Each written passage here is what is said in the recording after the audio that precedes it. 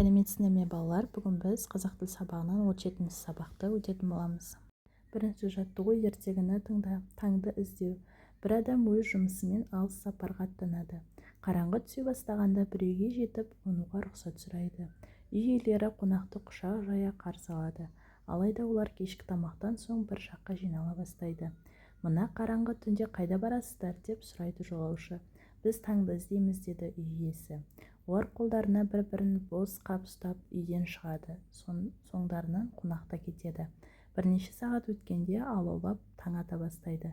Бір кезде әлгілер қаптарын ашып, таңның жарығын қапқа салған сияқты қимыл жасап, артынша аузын буып кері қайтады. Олар үйге қайтып оралғанда таң да атады. Үй иелері қаптарының аузын ашып, оны сілкіп-сілкіп жібереді. Таңдана қараған жолаушыға: біз таңды алып келдік, өзіңізге айтып едік қой, деді олар. Қайтар жолында әлгі қонақ инабатты үй иелеріне бір әтеш алып келеді. Бұл құстың аты әтеш. Оның бірінші шақырғаны таң әлі алыс дегені, екінші шақырғаны таңның жақындағаны, ал үшінші шақырғаны таң өзі аулаға кіріп келе жатады, деді жолаушы. Сол кезде әтеш «Кукареку» деп шақырып жібереді. Үй иесі оны қабыл алып, жолаушыға алғыстарын айтады. Бұл әңгіме Бразилия ертегісі аударған Шәкен Күмісбаев екен. Енді астындағы тапсырмаларын орындайық. Ертегі не туралы дейді, ондағы негізгі ойды анықта. Ертегі жалпылама таңды іздеу туралы.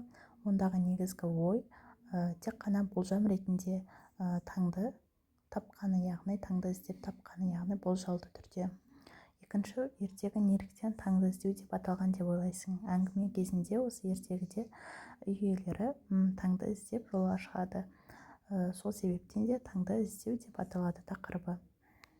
Қараңғы түн, таң сөздерінің мағынасын дерек көздерден біліп ал дейді. Қараңғы түн дегеніміз жалпы күн батқаннан кейін, яғни ұйықтайтын уақытымыздан бастап жарық шыққанға дейін, күн шыққанға дейін, яғни оянған уақытымызға дейінгі мезгіл болып табылады қараңғы түн. Ал таң сөзі жалпылама күн шығыстан шығып келе жатқан мезгілді білдіреді, таңды. Төмендегі суреттердің қайсылары ертегі мазмұнына сәйкес келеді? Өз ойыңды дәлелде дейді. Төмендегі суреттердің бірінші және үшінші суреттер ертегі мазмұнына сәйкес келеді. Себебі бірінші суретте таң атып келе жатқанын білдіреді, ал үшінші суретте таң батып, яғни кешкі уақытты, қараңғы түнді білдіреді екен. Екінші жаттығу: жұмбақты оқып шешуін тап.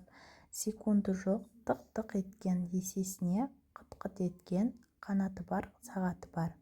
Бұл Ескен Елубайдың өлеңі екен. Бұл жұмбақтың жауабы әтеш екен, яғни әтеш таңда таң атқан кезде шақыратын, адамдарды оятатын құс екен. Келесі үшінші жаттығу: сөздерді оқып көшіріп жаз. Басшы, теңізші, түнгі, көкжиек, сөнбеді, жанбады, орынбасар. Осы сөздерді дәптерімізге кітаптағыдай көшіріп жазамыз. Осы сөздердің айтылуы мен жазылуына келетін болсақ, жазылуында басшы болса, айтылуында басшы, екі ш, яғни с дыбысы екі дауыссыз дыбыс болғандықтан с дыбысы ш дыбысына әсер етіп ш болып айтылады. Теңізші, бұл жерде де з дыбысы ш дыбысына ықпал етіп теңізші болып екі ш болып айтылады. Келесі түнгі, бұл жердегі дыбысы алдыңғы н дыбысына әсер етіп ың дыбысына айтылған кезде айналып кетеді. Көкжиек, бұл жерде ж дыбысы к дыбысына әсер етіп г дыбысына айналады. Сөнбеді, бұл жерде б дыбысы алдыңғы н дыбысына әсер етіп м дыбысына айналдырып жіберіп тұр айтылған кезде. Келесі жанбады, б дыбысы н дыбысына әсер етуінің әсерінен м дыбысына айналып кетіп тұр. Орынбасар, яғни б дыбысы н дыбысына әсер етіп айтылған кезде орынбасар деп айтылып тұр. Дыбыс үндестігіне байланысты ереже берілген. Қатар тұрған дауыссыз дыбыстар бір-біріне әсер етіп айтылу өзгереді, яғни жауынгер. Яғни бұл жерде г дыбысы н дыбысына әсер етіп ың дыбысына айналып кетіп тұр айтылған жағдайда. Сембі, яғни б дыбысы н дыбысына әсер етіп м дыбысына айтылған жағдайда өзгереді. Тыйым сөздерді көшіріп жаз, яғни осы берілген мәтінді көшіріп жазамыз. Бұл тыйым сөздер. Күн батар алдында ұйықтауға болмайды.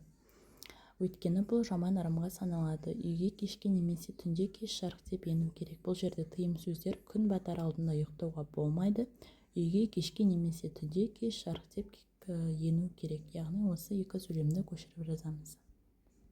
Осымен балалар, біздің сабағымыз аяқталды. Алдағы сабақтарды көру үшін мені каналыма тіркеліп алыңыздар.